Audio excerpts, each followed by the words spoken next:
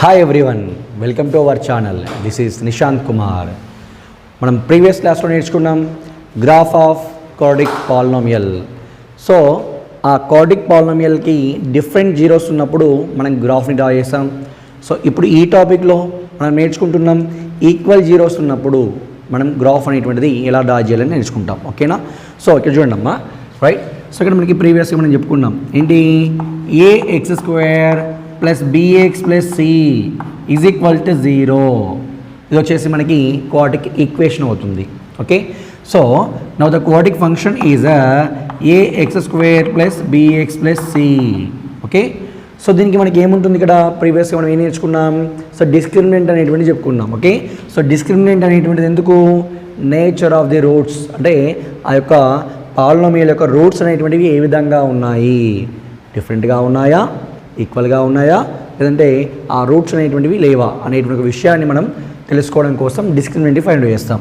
దానికి ఏంటంటే discriminant is denoted by dr delta. Okay, now the discriminant is what, sir? b² minus 4ac. Okay, so previous question అంటే ముందు వీడియోలో మనం చెప్పుకునేది ఏంటండి, b² minus 4ac greater than 0 అయితే ఎస్ ఆ పాలినామియల్కి లేదా ఆ క్వాడ్రిక్ ఈక్వేషన్కి 2 డిఫరెంట్ ఆన్సర్స్ రావడం జరుగుతుంది. ఓకేనా? సో అందులో మనం ఏం చేస్తాం, అక్కడ x = 2 అండ్ x = 3 అనేటువంటిది మనకి రావడం జరిగింది. ఓకేనా? సో అప్పుడు ఎలా చెప్తాం, this quadratic polynomial has real roots, the roots are different. So ఇప్పుడు ఈ గ్రాఫ్లో మనకి ఎలా ఉంటుందంటే డిస్క్రిమినెంట్ అనేటువంటిది b² minus 4ac ఈక్వల్ 0. ఓకేనా? సో డిస్క్రిమినెంట్ ఏమవుతుందండి, ఈక్వల్ 0 అయిపోతుంది. ఈక్వల్ 0 అయినప్పుడు yes the quadratic polynomial has real roots, the roots are equal. So ఆ రూట్స్ అనేవి ఎలా ఉంటాయండి, ఈక్వల్గా ఉంటాయి. ఓకేనా?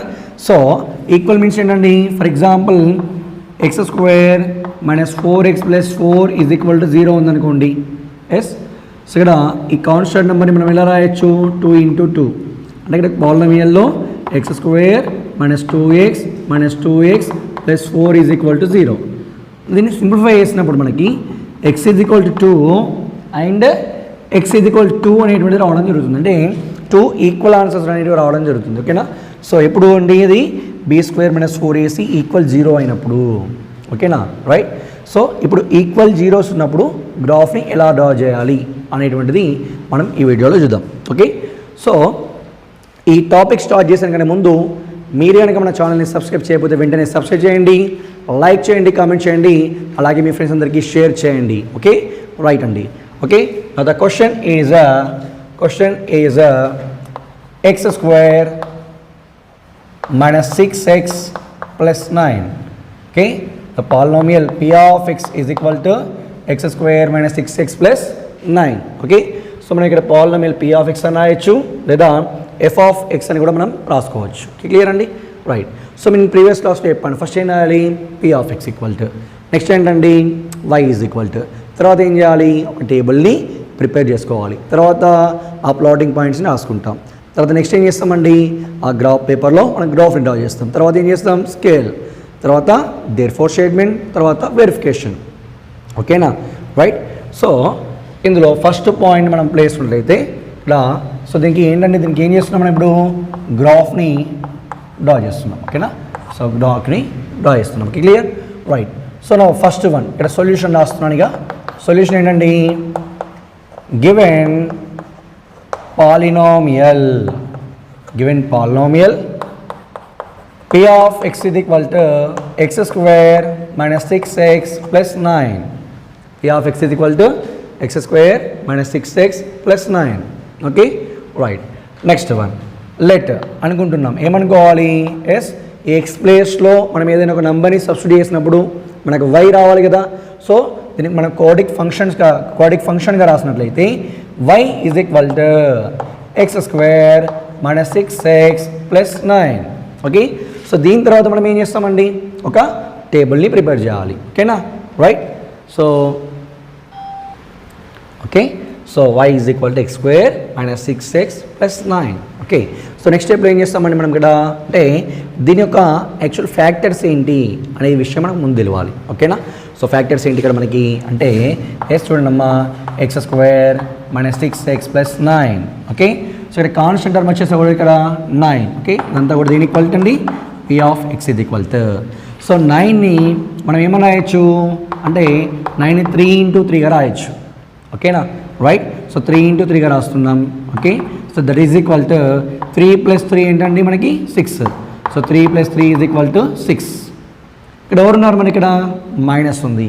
సో మైనస్ ఉంది కాబట్టి మనం ఇక్కడ ఏం తీసుకుంటామండి, so -3 that is equal to -6.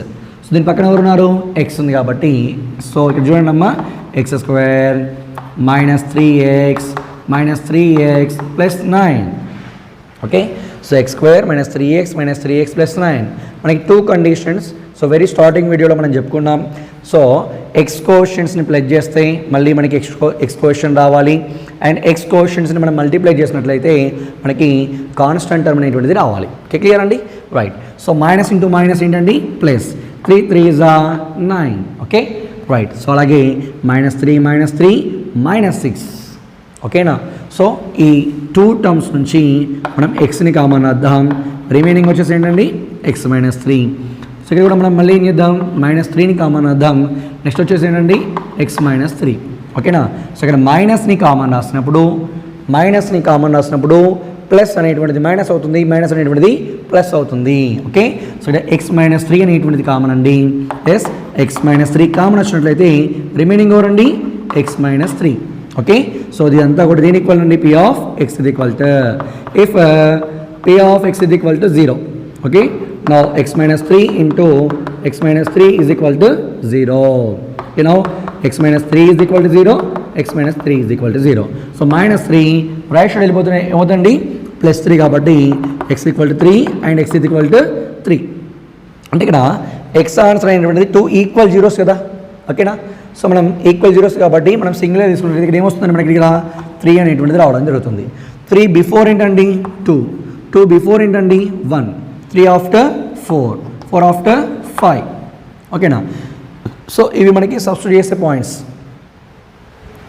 ఎన్ని ఎక్క నంబర్లు తీసుకుంటే మనకు ఆ పారాబోలా ఆ యూ షేప్ అనేటువంటిది అంత ఎక్కువ మనకి రావడం జరుగుతుంది. ఓకేనా, సో 1 బిఫోర్ ఏం తీసుకుందామండి 0, 5 ఆఫ్టర్ ఏం తీసుకుందామండి ఇక్కడ మనకి 6 తీసుకుందాం. సో ఇవి వచ్చేసి మనకి ఏంటంటే ఇప్పుడు మనకి సబ్స్టిట్యూట్ చేసేటువంటి పాయింట్స్. ఓకేనా, సో ఈ పాయింట్స్ రావడం కోసం దీన్ని మనం రఫ్ వర్క్ చేసామండి.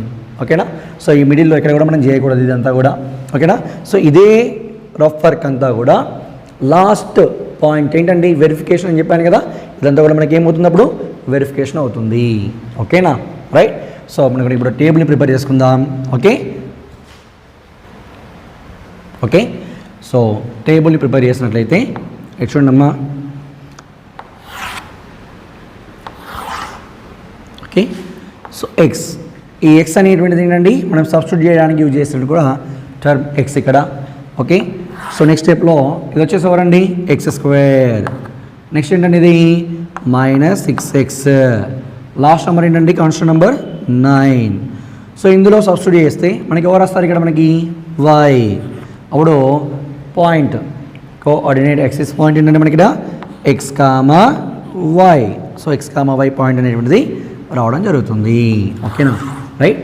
సో మరి ఇందులో సబ్స్టిట్యూట్ చేసేటువంటి పాయింట్స్ ఏంటి అంటే ఇందాక మనం రఫ్ వర్క్ చేసినప్పుడు మనకి 3 వచ్చింది, 3 బిఫోర్ 3 నంబర్స్, 3 ఆఫ్టర్ 3 నంబర్స్ మనం తీసుకున్నాం. ఏంటంటే అవి 0, 1, 2, 3, 4, 5, 6.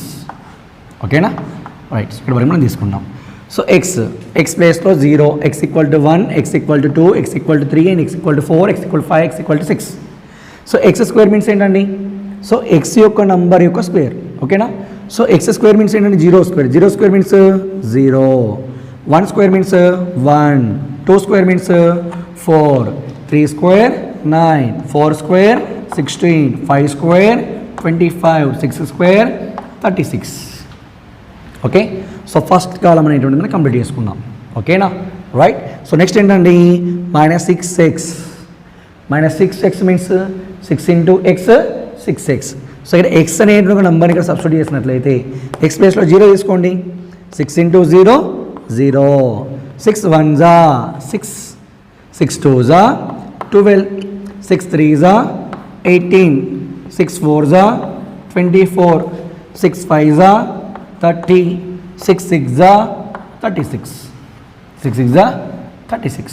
క్లియరా? రైట్. సో ఎక్స్ అనే ప్లేస్లో 0 1 2 3 4 5 6ని మనం ఇక్కడ సబ్స్టిట్యూట్ చేసుకున్నాం.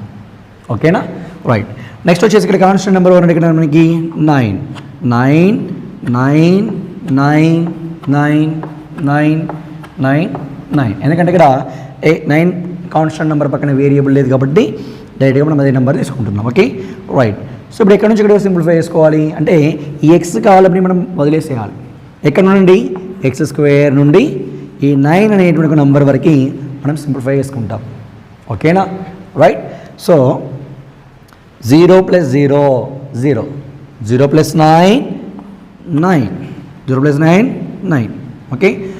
సో ఇక్కడ చిన్న ఒక విషయం అండి, మీకు ఆల్రెడీ ప్రీవియస్ క్లాస్లో నేను చెప్పాను.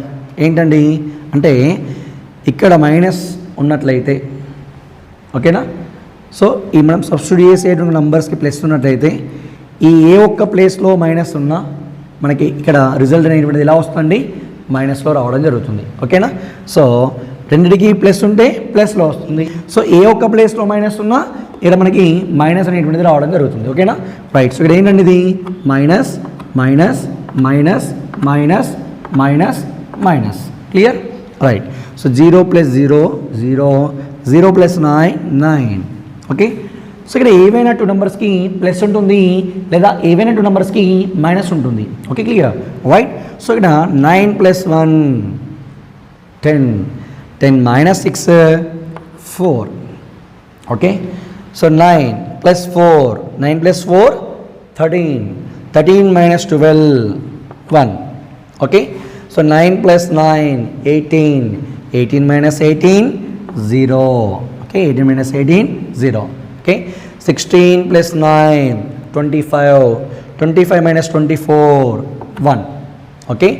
So 25 + 9 34, 34 - 34.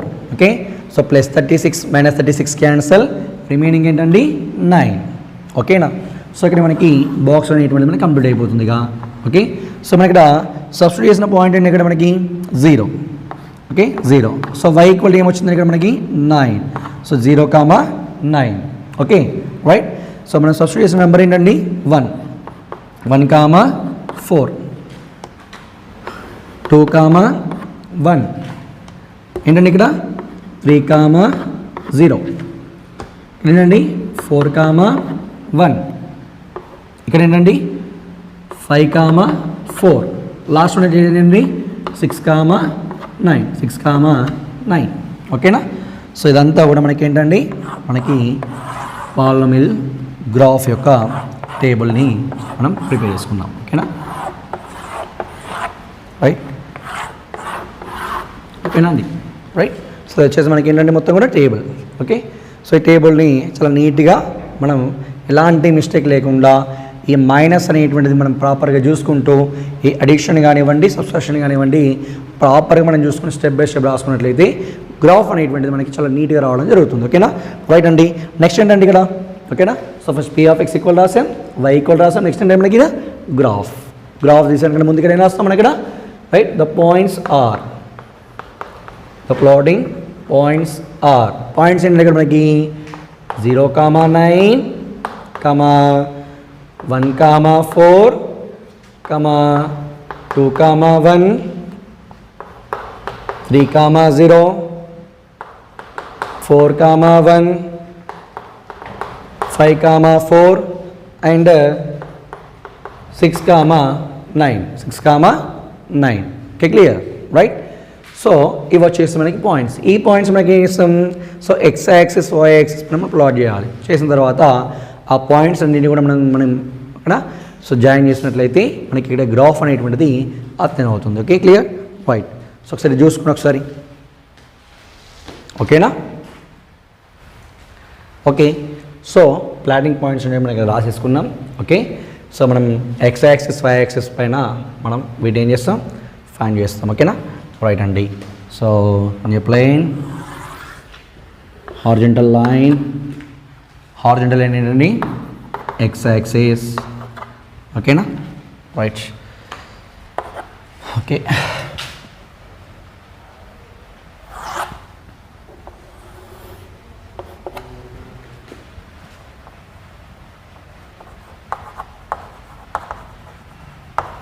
y axis x dash y dash okay right so ఈ టూ యాక్సిస్ ఇంటర్సెక్ట్ అయిన పాయింట్ ఏమంటామండి మనము origin point 0,0 okay right so X axis right side values ఎలా ఉంటాయి మనకి పాజిటివ్ ఉంటాయి కాబట్టి ఎస్ సో 1 2 3 4 5 6 7 8 9 ఓకే సో ఇక్కడ ఏంటండి -1 -2 -3 -4 -5 -6 -7 ఓకే -8 అండ్ -9 ఓకే సో ఇక్కడ కూడా మనకి 1 2 3 4 5 6 7 8 9 ఓకే సో ఇక్కడ ఏంటంటే మనకి ఎస్ -1 -2 -3 -4 -5 -6 -7 -8 అండ్ అట్ లాస్ట్ వచ్చేసి అండి -9 ఓకే ఫైన్ సో మరి గ్రాఫ్ పైన మనకి సో ఒక సెంటీమీటర్కి ఒక యూనిట్ అని మనం తీసుకుంటాం కదండి ఆ బాక్స్ ఓకేనా మనకి నీట్గా రావడం జరుగుతుంది అక్కడ రైట్ ఓకే ఫైన్ సో పైన మనం ఏం రాస్తాం ఇక్కడ మనకి స్కేల్ అనేటువంటి రాయడం జరుగుతుంది ఓకేనా scale on x axis 1 centimeter is equal to 1 unit okay on y axis 1 centimeter is equal to 1 unit okay right so x axis and y axis పైన 1 centimeter is equal to 1 unit గా మనం తీసుకుంటాం scale ఇక రాయకపోతే ఏమి తెస్తారంటే మనకు 1 mark అవుతుంది అంతే ఓకేనా రైట్ సో నెక్స్ట్ వచ్చేసి ఇక్కడ ఈ పాయింట్ చూడండి ఇక్కడ 0,9 ఏ ఫామ్లో ఉంది 0,y ఫామ్లో ఉంది 0,y అంటే ఏంటండి అది y యాక్సిస్ పాయింట్ ఓకేనా సో 0 ఇక్కడ 9 ఇక్కడ 0,9 1,4 సో 1కి స్ట్రేట్గా 4కి స్ట్రేట్గా 1కి స్ట్రేట్గా 4కి స్ట్రేట్గా ఓకేనా సో 1,4 అంటే 1కి స్ట్రేట్గా చూసుకుంటాం 4కి స్ట్రేట్గా చూసుకుంటాం ఇక్కడ 1,4 ఓకేనా నెక్స్ట్ 2,1 2,1 2కి స్ట్రేట్గా 1కి స్ట్రేట్గా 2,1 ఓకేనా next 3,0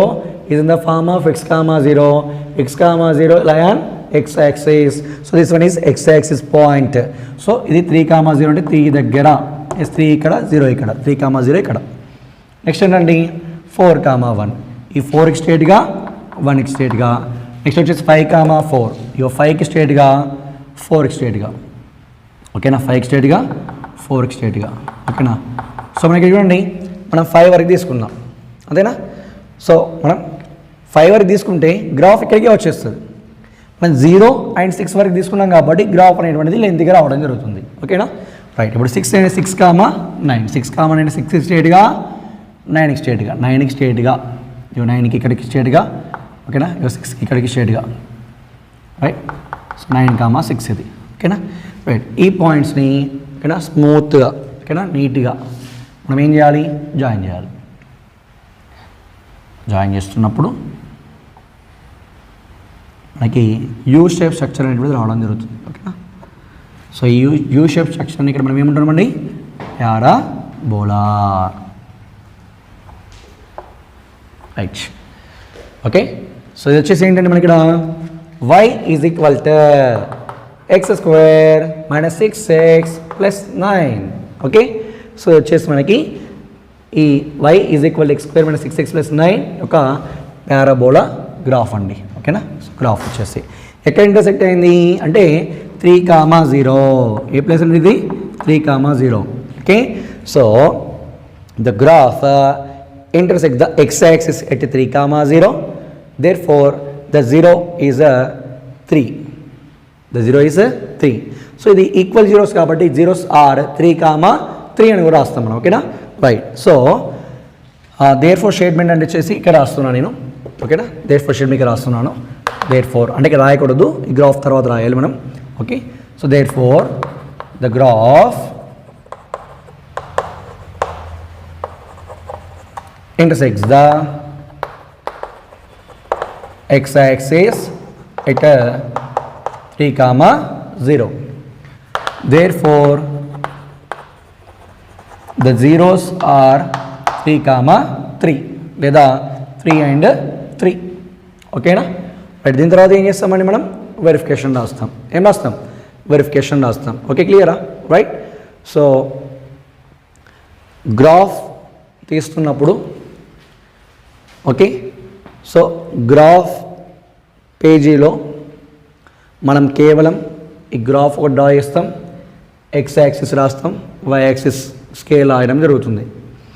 so p of x కానీ p of x equal polynomial కానివ్వండి, okay, so quadratic function y is equal కానివ్వండి, టేబుల్, తర్వాత points, therefore statement, verification అంతా కూడా అనదర్ సైడ్ రాస్తామండి. సో ఈ పాయింట్స్ అన్ని వన్ సైడ్ ఉంటాయి, గ్రాఫ్ ఒకటి మాత్రం గ్రాఫ్ పేపర్లో ఉంటుంది. క్లియరా? రైట్. సో ఓకే అండి, దీని తర్వాత మనకేంటండి వెరిఫికేషన్. ఓకే, సో వెరిఫికేషన్ అనేటువంటిది ఇక్కడ మనం చూద్దాం. Okay, so verification, okay, verification ఎక్కడ ఇద్దాం? ఓకే, ఇట్ సైడ్ చేద్దాం వెరిఫికేషన్.